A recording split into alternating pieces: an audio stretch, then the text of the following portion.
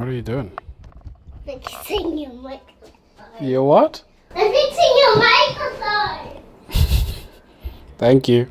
So ever so often my son comes to my wife and asks her to draw a mustache on his face and he's come up with this character that he calls Mr. Moustache. It's become his little alter ego where he runs around and gets away with a lot more when he's got the mustache. But I actually really like this character. So I was thinking, like, what can I do with this character? I make a lot of characters, but I really wanted this character to be special because it really channels him. And I thought, let me make a game. Something I've never done before. He likes cars, he likes Super Mario, and he really likes this mustache guy. So I was like, let me mash these things together and just make something that he's gonna just get lost in. I thought I'd create a game called Mr. Moustache. How original. Short little guy, giant mustache, white eyebrows, giant afro, tiny little legs. And I really wanted to be a proper symbol of my son.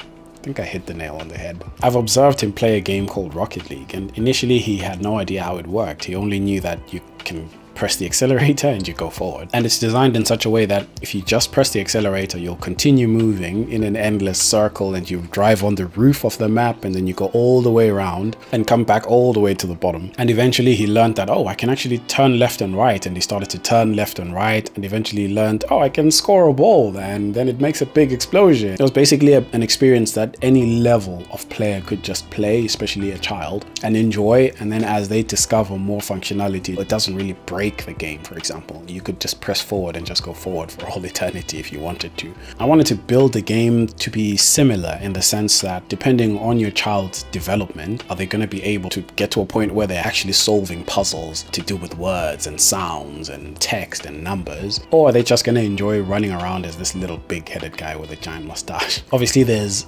enjoyment in solving some of those puzzles. You find a random bunch of letters that should spell cat, but they're not put together in the right order, and you put them in the right order, and then a cat jumps out of the pile of letters and says, oh, here's a key, and then all of a sudden you've been given a key that you can use to fly an airplane, for example. So there's a reward system for learning to solve small puzzles that are sort of gamified. I'm using a platform called Unreal Engine, and it's helping me create the game without writing any code, transferring my skills from the node-based systems that are involved in visual effects. I built this giant map, which I think is giant, but I'm sure for mainstream game developers it's not that big. You sort of know that the map is that big and you know that there's places that you can go to, but in order to do that you have to do something. So it's a game that kind of just throws you on the map, and eventually you'll see a building on fire and you'll remember, oh, there's a fire truck over there.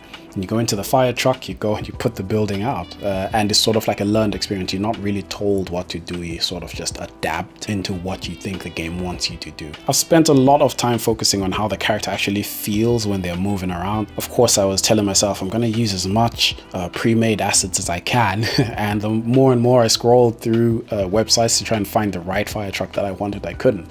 And I ended up just making my own fire trucks. I've got a control scheme that just has one button to jump and one button to do an action, and the analog stick to just control the movement of the character. It was challenging trying to figure out a gameplay mechanic that simple but still fun to play. So you would have the car drive and bump into walls and it gets stuck, and you're thinking, oh, there must be a reverse button. No, there isn't. The car just bounces and turns in the right direction, and then you can keep driving it. So it was just interesting to mess around with different physics properties to just make sure that the car is just responsive at all times. So obviously you can't drive the fire truck into a river. You're going to need a boat to drive on the river. You see some stuff that's floating in the sky, you're wondering, how exactly do I collect that? And then eventually you'll get to a point where you have a plane and you can fly that plane around. So here's a little clip of my son playtesting the game. I mean, if you ask me, I think is like enjoying it. Of course, I've got a full-time job that I'm doing right now, working at my studio, but I know a lot of parents would want their kids to have this type of experience where a kid can spend time playing a game, but at the same time learning a few things here and there in a very interactive and engaging way. So I'm gonna start a crowdfunding campaign. I've never really done crowdfunding before. I'm hoping that this will show some kind of interest. I mean, if no one's interested, that's fine.